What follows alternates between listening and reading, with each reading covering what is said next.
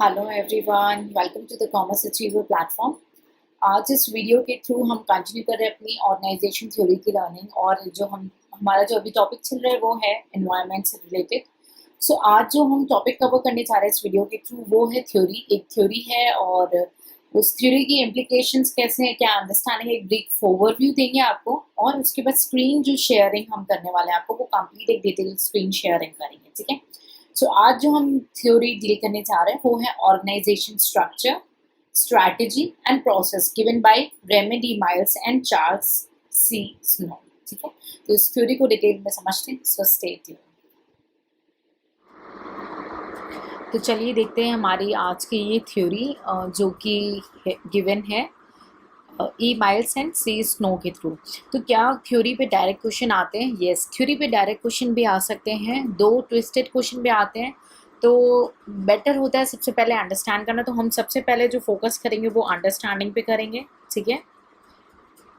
समझने की कोशिश करनी है। तो क्या बोलते हैं माइल्स एंड स्नो, मैं शॉर्टकट यूज़ करूँगी कि हर जो ऑर्गेनाइजेशन है, ठीक है, जो कोई भी ऑर्गेनाइजेशन है वो इन्वायरमेंट को रिसीव करती है। प्रिसीव यानी हर का अलग अलग नज़रिया होता है एनवायरनमेंट को देखने का। तो इन्होंने 3 तरीके की प्रॉब्लम बताई हैं और 4 तरीके के ऑर्गेनाइजेशंस बताए हैं, ठीक है। तो मैं एक बार इसको हाईलाइट कर देती हूँ। रीडिंग के लिए मैं लास्ट में आपको शेयर कर दूंगी, पहले अंडरस्टैंडिंग पे फोकस करेंगे, ठीक है। तो क्या बोला कि सारे लोगों का जो है प्रिजम्पशन है एनवायरनमेंट को वेरी करता है। हर कोई अपने अपने नजरिए, किसी के लिए कोई चीज़ थ्रेट होती है तो किसी के लिए वो अपॉर्चुनिटी होती है। तो डिपेंड ऑन इंडिविजुअल वो कैसे उसे प्रिसीव कर रहा है, ठीक है। तो माइल्स एंड स्नो ने बोला कि प्रॉब्लम 3 तरीके की है। देखिए नीचे सब मेंशन है, बस मैं हाईलाइट करा दे रही हूँ आपको समझाने के लिए। 3 तरीके की प्रॉब्लम है और ऑर्गेनाइजेशन हमारी 4 तरीके की होती हैं, ठीक है। ये 3 तरीके की प्रॉब्लम्स हैं जो कि इन्वायरमेंट में इनके अकॉर्डिंग हो जाती हैं। और जो ऑर्गेनाइजेशन है, हर ऑर्गेनाइजेशन अपने अपने तरीके से जो है इन्वायरमेंट को प्रिसीव करते हैं। किसी के लिए कुछ इन्वायरमेंट कोई प्रिसीव करता है वो उसके लिए अपॉर्चुनिटीज़ होती हैं, तो किसी के लिए वो थ्रेट बन जाते हैं। और उस हिसाब से वो प्लानिंग करते हैं कि उन्हें वो जो प्रॉब्लम्स हैं ये तीनों वो कैसे फेस करने हैं, उनको कैसे रिस्पॉन्ड करना है, ठीक है। तो इन्होंने डिफरेंट कंपनी की स्ट्रैटेजीज बताई जो कि कहते हैं ये 3 फंडामेंटल प्रॉब्लम को डील करती हैं। कौन कौन सी हैं वो फंडामेंटल प्रॉब्लम? एक है आपकी ये एंटरप्रेन्योर, दूसरा है इंजीनियरिंग यानी ऑपरेशनल प्रॉब्लम, ठीक है, एंड तीसरा है आपका एडमिनिस्ट्रेटिव प्रॉब्लम। ये बोल रहे हैं ये 3 तरीके की प्रॉब्लम जो है हर कंपनी को फेस करनी पड़ती है और उस हिसाब से वो अपनी स्ट्रैटेजीज बनाते हैं, हर उस हिसाब से वो अपना प्लान क्रिएट करते हैं, ठीक है। तो जो हमारे टाइप्स ऑफ ऑर्गेनाइजेशन है उसको हम अभी डिस्कस करेंगे। पहले हम प्रॉब्लम्स को डिस्कस कर लेते हैं कि जो हमारे टॉप मैनेजमेंट है, ठीक है, टॉप मैनेजमेंट है वो प्रिसीव करती है मेनली इन्वायरमेंट को, ठीक है। वो देखती है कि क्या चीज़ प्रॉब्लम है और क्या प्रॉब्लम नहीं है according two miles and snow. तो माइल्स एंड स्नो ने ये बोला कि चलो देखते हैं वो तीनों प्रॉब्लम है क्या। तो चलिए देखते हैं उनके हिसाब से ये 3 प्रॉब्लम उन्होंने बताई हैं कि चलो देखते हैं वो तीनों प्रॉब्लम क्या है। तो पहले उन्होंने प्रॉब्लम बताई entrepreneur problem. Entrepreneur problem means कि ये जो ऑर्गेनाइजेशन के बेसिक पिक्चर को डिस्क्लोज करे, यानी कि मार्केट में खड़े रहने की क्षमता है ना, उसको कौन कैसे फेस कर रहा है। कोई डिफरेंट तरीके से फेस करेगा, कोई इसको स्टेबल मानेगा, कोई अनस्टेबल मानेगा, है ना। तो एंटरप्रेन्योर यानी आपकी एंटरप्राइज को चलाने की क्षमता, ठीक है। तो ये क्या एक ऑर्गेनाइजेशनल डोमेन को स्पेसिफाई करता है, ठीक है, कि आपकी टारगेट मार्केट क्या है, मार्केट सेगमेंट क्या है, आपको मार्केट शेयर कैसे रखना है, वो उसकी स्ट्रेटजी। तो ये हो गई आपकी एंटरप्रेन्योर कि आपको मार्केट में कैसे स्टैंड करना है, आपको मार्केट को कैसे परसीव करना है। अगर आप स्टेबल समझ रहे हो तो आप कैसे डील करोगे, अपने प्रोडक्ट्स एंड कस्टमर्स के बारे में कैसे प्लान करोगे, वो वेरी करता है, ठीक। इसको ना हम जब इंडिविजुअली ऑर्गेनाइजेशन के वाइज डील करेंगे ना और आपको क्लियर हो जाएगा, तो इसलिए अभी तुरंत वरी मत होइएगा। नेक्स्ट है आपका इंजीनियरिंग प्रॉब्लम यानी कि ऑपरेटिव सिस्टम, ठीक है। इंजीनियरिंग प्रॉब्लम यानी ऑपरेशन यानी जो काम करते हैं ऑन एग्जीक्यूशन लेवल पे होता है। तो इसमें क्या है, जो हमने एंटरप्रेन्योर प्रॉब्लम को डील किया है उसको इम्प्लीमेंट करने में ये मदद करता है इंजीनियरिंग प्रॉब्लम, कि how how to do that, ठीक है, उसको कैसे करना है। इम्प्लीमेंट करना, यानी एडमिनिस्ट्रेशन स्टेज आ जाती है इसमें, ठीक है। मीन्स इसमें क्या है, ये सिस्टम है जो कि अप्लाई करता है, मैनेजमेंट की स्ट्रैटेजी चूज करता है और सोचता है कि कैसे इसको अप्लाई करना है जो एंटरप्रेन्योर प्रॉब्लम है उसको डील करने के लिए, ठीक। Next is administrative problem. क्या होता है एडमिनिस्ट्रेटिव प्रॉब्लम? एडमिनिस्ट्रेटिव प्रॉब्लम भी आपका हाउ का रिस्पॉन्ड होता है कि कंपनी अपने को कैसे स्ट्रक्चर में फ्रेमवर्क करे कि ऊपर की दोनों प्रॉब्लम सॉल्व करे, यानी एंटरप्रेन्योर एंड इंजीनियरिंग, है ना। एंटरप्रेन्योर एंड इंजीनियरिंग कैसे सॉर्ट आउट करे, उस हिसाब से कंपनी अपनी प्लान करती है कि उन्हें कैसे करना है। तो एंटरप्रेन्योर प्रॉब्लम क्या हुई? Defining an organisational domain, define करना है डोमेन को कि आपने क्या टारगेट रखना है, मार्केट शेयर, ठीक। उसके बाद सेकेंड जो प्रॉब्लम है कि आपने इम्प्लीमेंट कैसे करना है एंटरप्रेन्योर प्रॉब्लम को, यानी क्रिएट करना है system that applies the management strategy to the domain, मतलब कि लिंक किया गया है इसको फर्स्ट से। और ऑब्वियसली आपका जो एडमिनिस्ट्रेटिव है वो उन दोनों के ऊपर फोकस कर रहा है, ठीक है। तो उन्होंने बोला 3 तरीके की प्रॉब्लम है और हर ऑर्गेनाइजेशन उनको डिफरेंट व्यू पॉइंट लेते हैं। तो उन्होंने 4 तरीके की ऑर्गेनाइजेशन बताया, एक डिफेंडर, एक एनालाइजर, एक प्रोस्पेक्टर एंड एक रिएक्टर। इन्होंने बोला कि 4 तरीके के ऑर्गेनाइजेशन हैं, ये चारों जो हैं अपने तरीके से परसीव करते हैं एनवायरनमेंट को।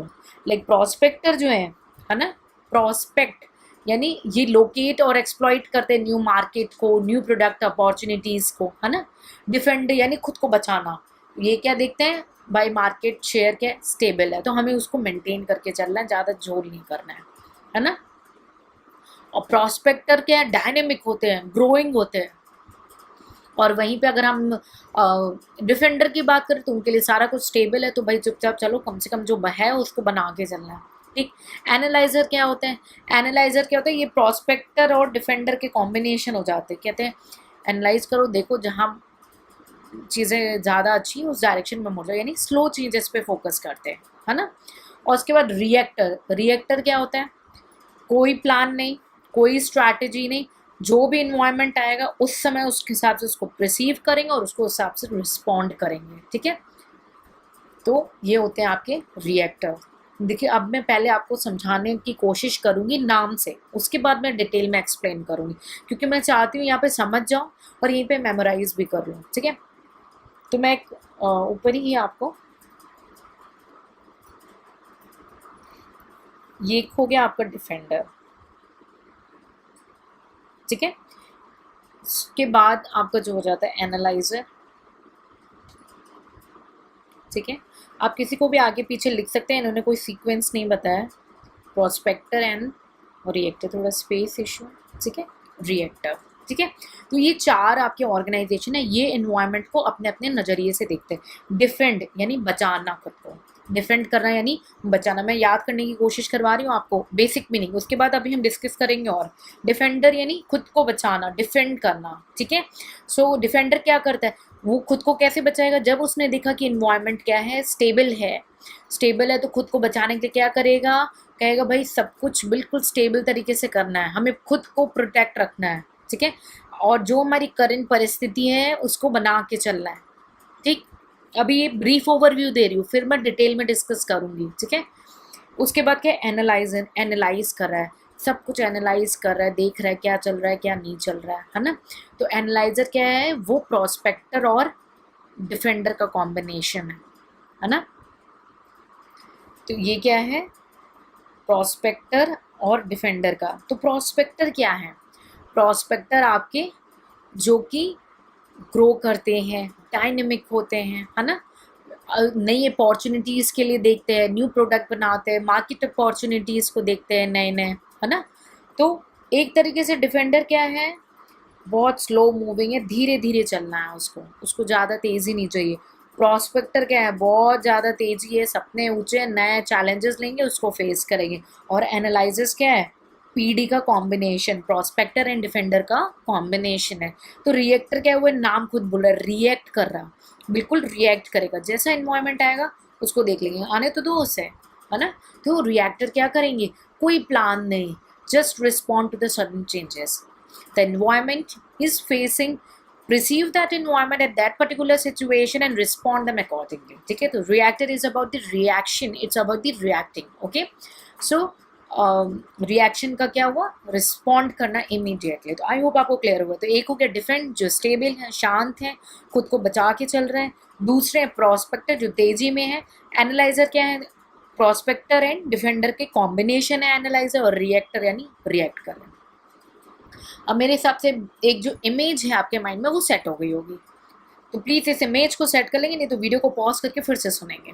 अब हम इंडिविजुअली, अब आपको मैंने ये स्क्रीन भी शेयर कर ली है, इसको संग संग देख लो। फिर हम इन चारों ऑर्गेनाइजेशन को थोड़ा सा डिटेल में डिस्कस करेंगे ताकि चीज़ें और आपके माइंड में सेट हो जाएं। ओके, इस स्क्रीन की वजह से आप लोग मुझसे डबल मेहनत करा रहे हो, तो इसका बेनिफिट उठाना प्लीज़। ऐसे इतने सारे स्टूडेंट जब रिक्वेस्ट कर देते हैं, सो यू पीपल फोर्स में इमोशनली कि मैम आप हेल्प करो, but still there are PDF, I recommend you to go with those PDFs and all. Okay, और ईमेल करेंगे टीम को, अभी कुछ कोडिंग का थिंग्स चल रहा है, just talk to them. PDF are available, आप PDF के लिए बोलेंगे। और बेस्ट पार्ट क्या होगा PDF के साथ, आपके जो जिनको ने गाइडेंस प्रोग्राम ज्वाइन किया उनको तो फुल बेनिफिट है, और जिन्होंने नहीं भी ज्वाइन किया due to any of their reason, और उनको लगता है कि उनके सब्जेक्ट्स प्रिपेयर है या उन्होंने कहीं और से क्लासेस या प्रिपरेशन कर ली है, तो जो पब्लिक वीडियोस हैं उनका उनको बंच मिल जाएगा, प्लस करंट अफेयर्स वगैरह सब उनको ईमेल में चला जाएगा सारे कुछ, और PDF उनको विजिबल है, तो ये सारे प्लस पॉइंट मिल जाएंगे उनको PDF के साथ। और प्रिंटिंग के लिए you have to put a huge amount, और वो ऑन रिक्वेस्ट है। Printing copy is only on request, जिसकी कॉस्ट वेरी करेगी 10 to 15,000 अप्रॉक्सीमेटली। So I better suggest to go with the PDF। आपका ईयर भर का पूरा एसेसिबिलिटी है, ईयर और the year of your exam whichever is earlier. और ज़्यादा डिटेल के लिए आप सेंटर से बात करेंगे, ठीक है। चलिए, ये स्क्रीन आपने देख लिया, हम टॉपिक पे आते हैं। उसके बाद हम इंडिविजुअली देखेंगे, ठीक है। आपके सामने मैंने निकाला है प्रोस्पेक्टर। सबसे पहले मैं डिफेंडर को डिस्कस करूंगी क्योंकि जिस डायरेक्शन में मैंने आपको पढ़ाया है, ठीक है। चलिए हम पहले क्या देखते हैं, डिफेंडर, ठीक है। डिफेंडर कौन है, जो खुद को बचा के चल रहे, डिफेंड करके चल रहे, क्या करते हैं, खुद को स्टेबल रखना है, शेयर को, ठीक है। इनको क्या चाहिए, स्टेबल इन्वायरमेंट चाहिए। क्या चाहिए, स्टेबल इन्वायरमेंट चाहिए। इनकी टॉप मैनेजमेंट किस पे काम करती है, स्टेबिलिटी पे काम करती है, ठीक है। उसके बाद क्या है, अपने आप को प्रिवेंट करके चलते हैं कॉम्पिटिटर से, ठीक है, ठीक है। और दूसरे कॉम्पिटिटर्स को एंटर नहीं करने देंगे, कोशिश करेंगे कि वो एंटर ही नहीं कर सके सेगमेंट में, ना एंटर करेंगे ना प्रॉब्लम। खुद की स्टेबिलिटी मेंटेन रखनी है। कॉम्पिटिटिव प्राइस कर देंगे, क्वालिटी ऐसी कर देंगे कि कॉम्पिटिटर एंटर ही नहीं कर पाए, ठीक है। स्ट्रिक्ट कंट्रोल है, ऑर्गेनाइजेशन में स्ट्रिक्ट कंट्रोल है। ये मैंने स्क्रीन शेयर किया, आपको संग संग रीड कर लेना होगा after understanding. Strict control maintain करते हैं। उसके बाद क्या है, अपने आप कुछ ऐसे चेंज कर दें कि वो करंट एनवायरनमेंट में मेंटेन रखें, और उसके बाद जो एक्सप्लॉइट कर सके न्यू अपॉर्चुनिटी, मार्केट अपॉर्चुनिटीज़ को, ठीक है। मतलब इनकी कोशिश क्या रहती है, जो डिफेंडर होते हैं खुद को जब स्टेबल देखते हैं तो ये जल्दी रिस्पॉन्ड नहीं कर पाते हैं। क्यों, क्योंकि इन्होंने खुद को स्टेबल मान लिया। बस ये देखेंगे कि कोई नया नहीं आया, बट ये कोशिश करते हैं कि जो करंट इन्वायरमेंट है वो उनको सूट कर गया है, और इनकी बहुत कम ही क्षमता होती है कि ये किसी को खोज पाएँ कि वो उनके ऊपर अपॉर्चुनिटीज़ आ रही हैं ऐसी, ठीक है। उसके बाद क्या है, इनके पास वर्टिकली इंटीग्रेटेड रहते हैं, ठीक है, ताकि उनको कॉस्ट एफिशिएंसी मेंटेन रख कर सके, वो कॉस्ट को बना सके, ठीक है। एंड अब जो डिफेंडर हैं हमारी 3 प्रॉब्लम को डील करते हैं, ठीक है। एक है आपकी एंटरप्रेन्योर प्रॉब्लम। तो एंटरप्रेन्योर को ये कैसे डील करते हैं कि इनको टोटल मार्केट शेयर को कैसे सील करके रखना है, ठीक है, ताकि उनकी खुद की एक स्टेबल सेट बना रहे, एक stable set of product and customers उनके बने रहे, उनके जो प्रोडक्ट और कस्टमर्स है वो कहीं नहीं जाने चाहिए, ठीक। उसके बाद नेक्स्ट है उनका इंजीनियरिंग प्रॉब्लम। कैसे रिस्पॉन्ड करते हैं कि कैसे प्रोड्यूस करना है प्रोडक्ट। भाई प्रोडक्ट को तो बना के रखना है, कस्टमर को भी बना के रखना है, तो इसमें क्या है, कैसे प्रोड्यूस करना है उन प्रोडक्ट को, कैसे डिस्ट्रीब्यूट करना है, कैसे डिस्ट्रीब्यूट करना है उन प्रोडक्ट्स को, ठीक है, प्रोडक्ट्स या सर्विसेज जिसमें भी हैं। और इसमें क्या फोकस है, क्या प्रोडक्ट्स हैं और कस्टमर्स पे ध्यान रखना है। और एडमिनिस्ट्रेटिव प्रॉब्लम है, तो एडमिनिस्ट्रेटिव प्रॉब्लम को ये कैसे ट्रांसफर करते हैं कि कैसे स्ट्रिक्ट कंट्रोल उन्हें मेंटेन रखना है, एडमिनिस्ट्रेटिव, ठीक है। तो इन्हें ये देखना है कि कैसे इनको स्ट्रिक्ट कंट्रोल मेंटेन रखना है अपने ऑर्गेनाइजेशन में ताकि एफिशिएंसी इनकी मेंटेन रहे। ये तीनों प्रॉब्लम को ऐसे डील करते हैं। डिफेंडर अपने इन्वायरमेंट को स्टेबल मानते हैं, अपने मार्केट शेयर को प्रोटेक्ट करना चाहते हैं, करंट पोजीशन को मेंटेन रखना चाहते हैं, ठीक है। टाइट कंट्रोल है, सेंट्रलाइजेशन पे एक तरीके से फोकस रहता है इनका, ठीक है। रूल एंड रेगुलेशंस काफ़ी रिस्ट्रिक्टिव हैं, ठीक है। सो मैंने एक ब्रीफ आइडिया दे दिया है इसमें आपको, इसको प्लीज़ आप रीड कर लें, ठीक है। इसलिए मैंने सैमसंग आपको जो है स्क्रीन शेयर कर दिया। क्लियर है। डिफेंडर, अब डिफेंडर के बाद मैं आपको बताना चाहूँगी प्रोस्पेक्टर, ठीक है। तो चलिए प्रोस्पेक्टर क्यों हो जाते हैं। प्रोस्पेक्टर क्या होते हैं, जो कि फेस करते हैं चैलेंजेस को फेस करना चाहते हैं, ठीक है। तो ये क्या करते हैं, आइडेंटिफाई कर लेते हैं। मैं लिख लेती हूँ देन आई विल रेज। हाँ, ये क्या करेंगे, लोकेट करेंगे और एक्सप्लॉइट अपॉर्चुनिटीज़ को। जो भी मार्केट में नए प्रोडक्ट्स आ रहे हैं, कोई भी मार्केट में अपॉर्चुनिटीज़ आते हैं, ये उनको लोकेट करके एक्सप्लॉइट करने की कोशिश करते हैं, ठीक है। ये फाइट करते हैं चेंजेस को, ठीक है। मतलब इनका जो ट्रेंड है ना, ये ग्रोइंग है, ठीक है, ग्रोइंग है, डायनेमिक है ये लोग, just opposite to the defender, ठीक है। ये कैसे सक्सीड करते हैं, रेगुलरली फोकस रखते हैं मार्केट में और बिल्कुल अपॉर्चुनिटीज़ जैसे ही आती तुरंत अडेप्टेड, ठीक है। ये प्रोस्पेक्टर्स ऑर्गेनाइजेशंस जो हैं, इनके काफ़ी प्रोडक्ट जो है ब्रॉड, इनके प्रोडक्ट एंड सर्विस की जो लाइन होती है वो काफ़ी ब्रॉड होती है मार्केट में, ठीक है। और ये क्रिएटिविटी पे मेन फोकस करते हैं कि कोई भी मौका आ रहा है तो उसको क्रिएटिव हो जाओ और अडेप्ट करो, ठीक है। एफिशिएंसी पे नहीं, आपने अभी देखा डिफेंडर एफिशिएंसी पे फोकस कर रहे हैं, लेकिन ये किस पे फोकस कर रहे हैं, क्रिएटिविटी पे फोकस कर रहे हैं। फॉर एग्जाम्पल, भाई आपने अभी टेक्नोलॉजीज आ गई, तो आप अगर खुद को अपडेट नहीं करते रहोगे तो आप रेस में क्या हो जाओगे, पीछे। तो वो किस कैटेगरी में आ गए, डिफेंडर की कैटेगरी में आ गए। अगर आपने फेस किया और चेंजेस लेकर आए तो किस में आ गए, क्रिएटिविटी। पहले क्या था, क्लासेस था, सारी चीज़ें क्या चलती थी ऑफलाइन, बट आपने एनालाइज नहीं किया कितना टाइम वेस्ट होता है। बट ऑफलाइन भी इंपॉर्टेंट है, स्कूलिंग के लिए ऑफलाइन इंपॉर्टेंट है, आपको करना चाहिए, लेकिन प्रोफेशनल कोर्स के लिए और definitely online is a good option. अगर आप रिसर्च एनालिसिस करें, कोई भी मिनिस्ट्री में अगर आपकी पोस्टिंग होती है या आप उन मिनिस्ट्री के साथ काम करते हैं, बिकॉज वी एनालाइज दैट कि स्कूलिंग लेवल तक और colleges that should be offline, completely offline, उनमें ऑनलाइन पढ़ाई नहीं होनी चाहिए। बिकॉज वहाँ पे क्या है, आप जो स्टूडेंट्स हैं उनको गार्निश किया जाता है, उनमें बेसिक इथिक्स एंड कल्चर्स डाले जाते हैं। But when in the case of professional course, आप एक प्रिपेयर पर्सन हो और अब आपको ओवर क्वालिफाइड होना है एंड और आपका टाइम उस समय को बहुत ही, ये जो एज ग्रुप है ये बहुत ही कीमती एज ग्रुप है, तो इसको प्रॉपर यूज़ करना है। तो one should go for the professional course is good for the online classes. It's because आपका टाइम सेव होगा और आप ज़्यादा आउटकम लेकर आओगे। And then ask your institutions की मंथ में एक गैदरिंग करा लें, it's kind of a meeting और even a test session that will be good for you to be physically interactive. Okay, it depend on the course you are applying for. तो back to the subject, prospector क्या है, जो demand आई, जैसा changes हो रहा है वैसे creativity पे वर्क कर रहे हैं, वो चैलेंजेस को देख रहे हैं और क्रिएटिव हो रहे हैं, ठीक है, खुद को क्रिएटिव बना रहे हैं, ठीक है, सारे प्रॉब्लम को वो जो है सॉल्व करते हैं। तो कैसे इनका मेन फोकस होता है, अब भाई वो तो सेंट्रलाइज पे फोकस कर रहे थे डिफेंडर, प्रोस्पेक्टर डिसेंट्रलाइजेशन पे फोकस करते हैं, ठीक है। वहाँ पे ब्रॉड थी लेवल ऑफ मैनेजमेंट, यहाँ पे फ्यू है, ठीक। एनकरेज करेंगे कोलैबोरेशन डिफरेंट डिपार्टमेंट्स में, बट लेवल कितनी है, फ्यू लेवल्स हैं। तो एक तरीके से देखा जाए तो डिफेंडर का अपोजिट है प्रोस्पेक्टर, ठीक है। तो प्रोस्पेक्टर भी तीनों प्रॉब्लम को फेस करते हैं। पहली प्रॉब्लम है एंटरप्रेन्योर प्रॉब्लम। इस प्रॉब्लम के थ्रू ये लोकेट करते हैं, इनको ये देखना है कि इनको कैसे लोकेट और एक्सप्लॉइट करना है नए प्रोडक्ट एंड मार्केट अपॉर्चुनिटी को, ठीक है। So it answer to how to locate and exploit the new product and market opportunities. उसके बाद नेक्स्ट जो प्रॉब्लम आती है इनके पास वो होती है इंजीनियरिंग प्रॉब्लम। मैं शॉर्टकट लिख रही हूँ, ठीक है। इंजीनियरिंग प्रॉब्लम ये कैसे करते हैं, इनको ये इसमें ध्यान देना है कि वो कैसे अवॉइड करेंगे लॉन्ग टर्म कमिटमेंट को, ठीक है। एक सिंगल टेक्नोलॉजी के साथ लॉन्ग टर्म कमिटमेंट को इनको हटाना, क्यों, क्रिएटिव है तो नई नई टेक्नोलॉजीज लेकर आएंगे, तो एक ही टेक्नोलॉजीज़ पे इनको नहीं काम करना है, इनको अडेप्टिव होना है, इनको क्रिएटिव होना है, ठीक है। और उसके बाद इनकी लास्ट जो है वो एडमिनिस्ट्रेटिव प्रॉब्लम है।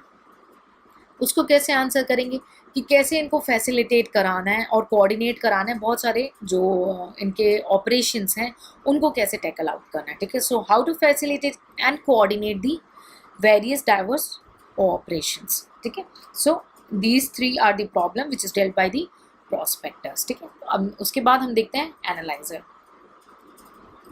मैं पहले कुछ सेकेंड के लिए पॉज कर लेती हूँ सो दैट आप स्क्रीन की रीडिंग ले लेंगे एक बार क्विक।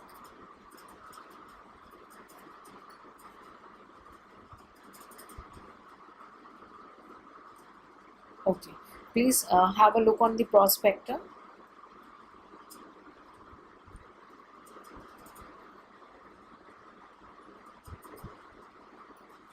ठीक है, चलिए नेक्स्ट हम चलते हैं एनालाइजर की तरफ।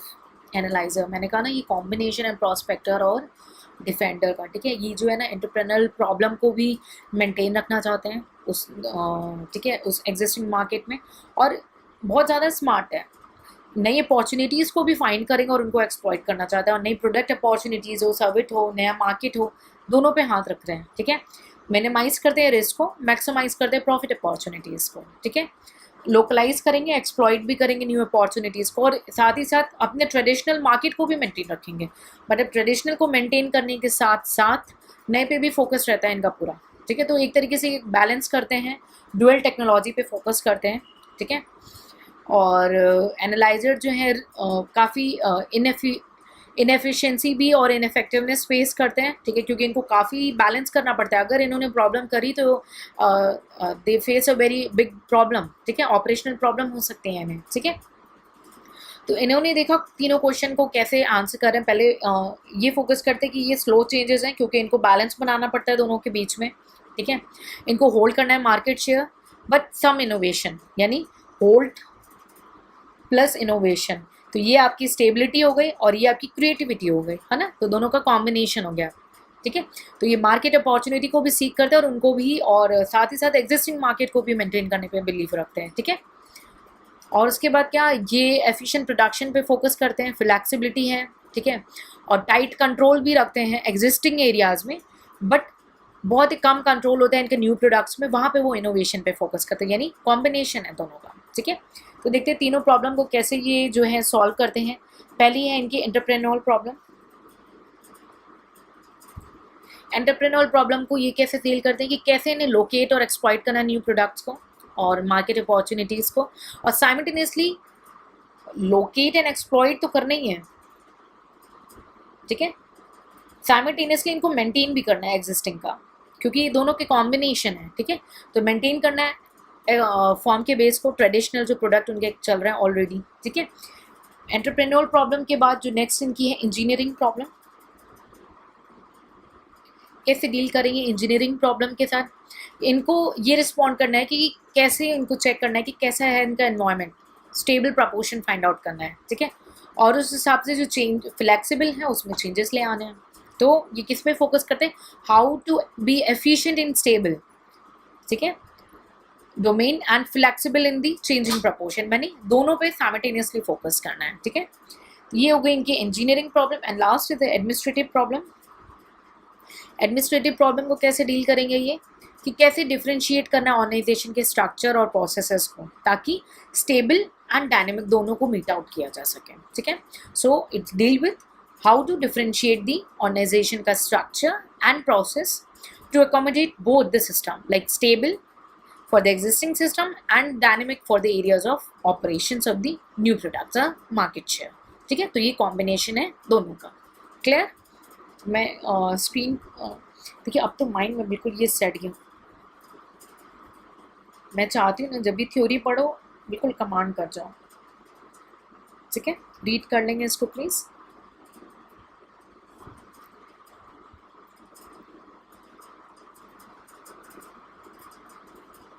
एनालाइजर को रीड कर लेंगे प्लीज वंस। लास्ट जो है रिएक्टर्स हैं, ठीक है। रिएक्टर्स के लिए मैंने आपको ऑलरेडी कन्वे किया है कि ये इनका कोई सिस्टमैटिक स्ट्रैटेजी नहीं, कोई सिस्टमैटिक डिज़ाइन नहीं है, कोई सिस्टमैटिक स्ट्रक्चर नहीं है, ठीक है। क्योंकि अगर आपको ध्यान हो, ये जो हम थ्योरी कवर कर रहे हैं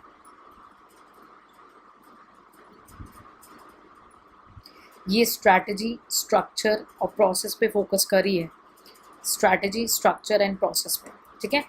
तो आपका जो रिएक्टर है, इनका कोई भी फिक्स्ड स्ट्रैटेजी, स्ट्रक्चर या प्रोसेस नहीं है, ठीक है। They are not prepared for the changes, whatever come into their time they face it, perceive it and face it accordingly, ठीक है। कोई भी नए प्रोडक्ट या सर्विसेज डेवलपमेंट में आते हैं उनको, तो ये फ्लक्चुएट होता है, तो ये इमीडिएटली रिस्पॉन्स करते हैं जैसा भी वो उसको रिसीव करते हैं। तो ये कोई लॉन्ग टर्म प्लान्स पे फोकस नहीं करते, ग्रो करते हैं, कई बार स्लो ग्रोथ होती है इनकी, ठीक है, रिस्पॉन्ड करते हैं अदर्स को, ठीक है। और उसके बाद क्या है, सेंट्रलाइज्ड होता है सिस्टम, स्लो सिस्टम होता है। सेंट्रलाइज इसलिए होता है क्योंकि भाई इन्वायरमेंट को रिसीव करके तुरंत उसको इम्प्लीमेंट करना होता है, ठीक है।